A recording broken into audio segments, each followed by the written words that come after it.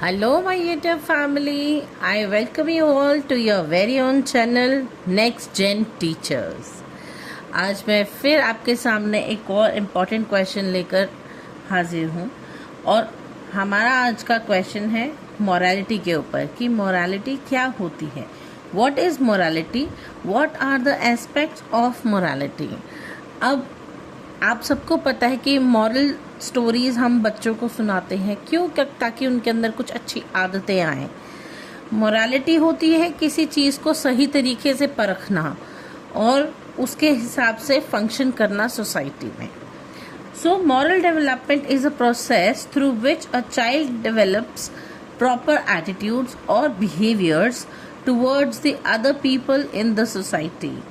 Moral development is every parent's concern because parents have the responsibilities to teach a child to distinguish between what is right and what is wrong and then behave accordingly. अब हर एक parent की जो है सबसे first responsibility होती है कि वो अपने बच्चे को सिखाए कि मोरालिटी क्या होती है, अच्छी बातें क्या होती हैं. तो जब भी बच्चा कुछ अच्छा करता है तो बच्चे को अप्रिसिएशन मिलती है और जब बच्चा कुछ गलत करता है तो पेरेंट्स उसको करेक्ट करते हैं. बच्चों को मॉरल स्टोरी सुना करके चीज़ें सिखाई जाती हैं कि उनके लिए क्या सही है और क्या गलत है. उसी हिसाब से बच्चा पूरी उम्र में जो है सोसाइटी में डील करता है.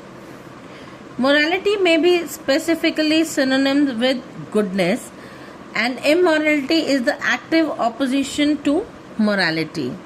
अब goodness यानी कि अच्छाई, किसी भी बच्चे के अंदर किसी भी तरीके की कोई अच्छाई अगर होती है उसे हम कहते हैं morality. Now morality is not inborn. ये बच्चे के अंदर शुरू से नहीं होती है. बच्चा जब नवजात शिशु जब पैदा होता है तब उसका दिमाग एकदम बिल्कुल क्लियर स्लेट जैसा होता है, बिल्कुल खाली होता है. उसे अच्छे बुरे का फ़र्क करना तब तक नहीं समझ आता जब तक कि उसके पेरेंट्स जो हैं उसे सही तरीके से नहीं समझाते. तो पेरेंट्स जो हैं वो बच्चे को समझाते हैं कि कोई भी चीज़ जो है वो मॉरल कैसे होती है और इमॉरल कैसे होती है. हमारी सोसाइटी के कुछ रूल्स हैं, अगर हम उन रूल्स के अकॉर्डिंगली चलते हैं तो हम मॉरल कहलाते हैं और अगर हम उनके अगेंस्ट चलते हैं, रिबेलियस हो जाते हैं, तो हम इमॉरल कहलाते हैं. अगर किसी भी बिलीफ को हम मानते हैं, जैसे जो बिलीफ सारी दुनिया मानती है, जिसके ऊपर सारी दुनिया विश्वास करती है, अगर हम भी करते हैं तो हम मॉरल हैं. लेकिन उन्हीं चीज़ों के ऊपर अगर हम अपना डिसबिलीफ दिखाएं या उन रूल्स को वायलेट करें तो हम इमोरल कहलाते हैं. For example, in India divorcing wife is immoral but not in western countries. Now aspect of moral development, Helen B ने 3 एस्पेक्ट दिए हैं मॉरल डेवलपमेंट के. वो कहती हैं पहला जो है वो है मॉरल बिहेवियर, सेकेंड है मॉरल फीलिंग्स और थर्ड है moral judgement. Now moral behaviour में क्या होता है? Moral behaviour is that when a person behaves keeping in mind the social rules and right and wrong in a situation. Moral behaviour उसे कहा जाता है जब एक इंसान अपने दिमाग में ये चीज़ बिठा लेता है कि सोसाइटी के हिसाब से क्या चीज़ सही है और क्या चीज़ गलत है. जो चीज़ सही है उसे करना है और जो चीज़ गलत है उसे बिल्कुल ही अवॉइड करना है ताकि उसे कोई इमोरल ना कहे. नाउ मॉरल फीलिंग्स क्या होती हैं? This is the second aspect of moral development. In this it is explored how a child feels when he shows immoral conduct. In such a situation generally guilt feeling is produced.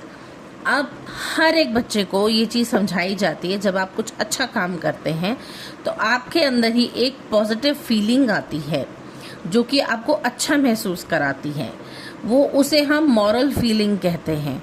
लेकिन उसी जगह पर अगर हम कोई गलत काम करते हैं या कोई बच्चा कुछ गलत काम करता है तो उसे उस काम को करने का गिल्ट महसूस होता है, उसे गिल्ट की फीलिंग कहा जाता है, जो कि इमोरल फीलिंग होती है।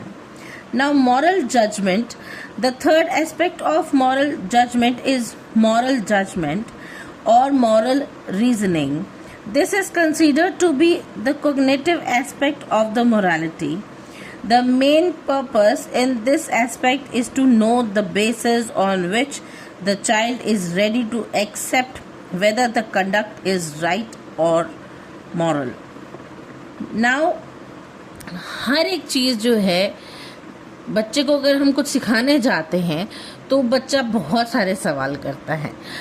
किसी भी बच्चे को एकदम से कह देना कि ये चीज़ सही है और ये चीज़ गलत है, तो बच्चे उन चीज़ों पर जल्दी अग्री नहीं करते, राइट। उनको हर एक चीज़ का एग्जाम्पल बताना पड़ता है, उनको हर एक चीज़ अच्छे से समझानी पड़ती है कि क्यों ये चीज़ आपके लिए राइट है और क्यों ये चीज़ आपके लिए रॉन्ग है। बच्चे हर एक चीज़ का एक्सप्लेनेशन मांगते हैं।